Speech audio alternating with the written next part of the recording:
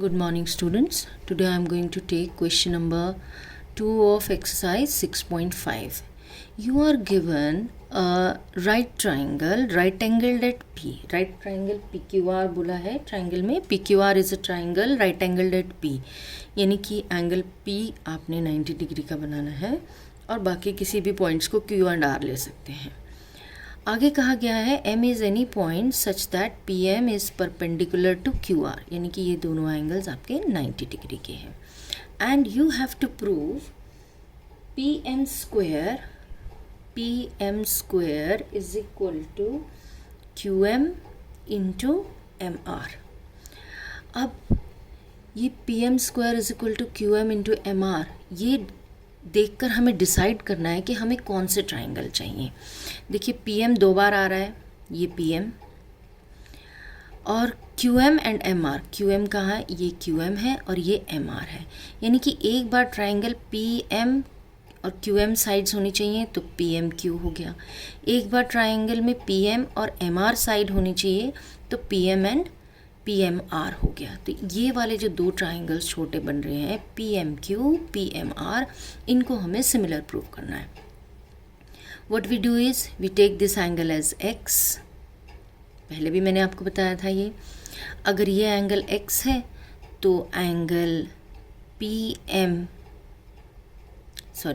MPQ will be 90 minus x, क्योंकि ये 90 है. अगर ये 90 minus x है QPM एंगल, तो MPR angle again it will be x, क्योंकि टोटल सम तो 90 होना चाहिए. और ये x है तो R angle will again be 90 minus x. ये आप फिगर में ही बना लीजिए. देयरफॉर अब आप लिखेंगे in triangle PMQ and triangle PMR. What we have, angle Q is equal to PMQ का angle Q is equal to angle MPR, and angle QPM is equal to angle R. Angle QPM is equal to angle R. और तीसरा angle तो ये 90 है ही, चाहे लिखें चाहे ना लिखें, आपको बस स्टेटमेंट प्रूव करनी है. Therefore triangle PMQ is similar to, अब यहाँ पे ध्यान रखिए सिमिलैरिटी सही लिखी होनी चाहिए, क्योंकि M एंगल पे तो M ही आएगा 90, तो M तो लिख दीजिए बीच में. और Q एंगल X है और यहाँ PMR का P एंगल X है, तो यहाँ पे आ गया P. और R एंगल है 90 माइनस एक्स, यहाँ पे QPM का P एंगल 90 माइनस एक्स है, R आ गया सबसे पहले. तो ये हो गया बाय AA सिमिलैरिटी. जब ये ट्राइंगल सिमिलर हो गए तो अब आपको 2 बार PM चाहिए ना, एक बार देखिए यहाँ पे न्यूमरेटर और एक बार ये डिनोमिनेटर. तो यहाँ पे हमने न्यूमरेटर लिख लिया और यहाँ लिख दिया डिनोमिनेटर. PM अपॉन क्या आएगा? RM, तो यहाँ लिख दिया RM. और ये वाला PM, ये तो डिनोमिनेटर में आना था, तो न्यूमरेटर में क्या आएगा? QM. तो this way we have PM square is equal to QM into RM, और this is equal to QM into MR. Question में दिया था RM एंड MR, क्योंकि ये लाइन सेगमेंट्स हैं तो it is the same thing. I hope आपको ये समझ में आ गया होगा. नेक्स्ट क्वेश्चन नंबर 2 भी बिल्कुल सिमिलर है, मैं आपको समझा देती हूँ. You try it by yourself. इसमें भी ट्राइंगल दिया हुआ है ABD ट्राइंगल. देखिए ऐसे ट्राइंगल आपको फिगर बनी हुई मिली हुई है क्वेश्चन में.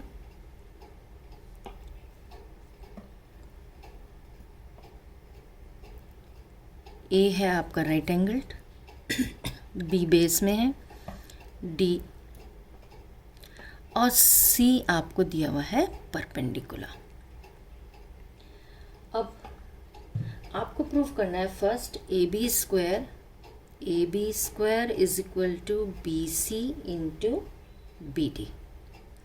देखिए ए बी स्क्वायर कहाँ है, ये वाली side, A B square, this is A B square, B C into B D. B D पूरा हाइपोटेन्यूज फुल लेंथ ले रहा है, इसका मतलब यहीं से आपने डिसाइड करना है कि कौन से ट्राइंगल्स लेंगे हम। A B D, A B तो 2 बार आ रहा है, तो एक बार ए बी के साथ बी सी और एक बार ए बी के साथ बी डी। दैट मीन्स एक बार हमें ए बी डी ट्राइंगल लेना है और एक बार हमें लेना है ए बी सी। तो triangle A B D and triangle A B C.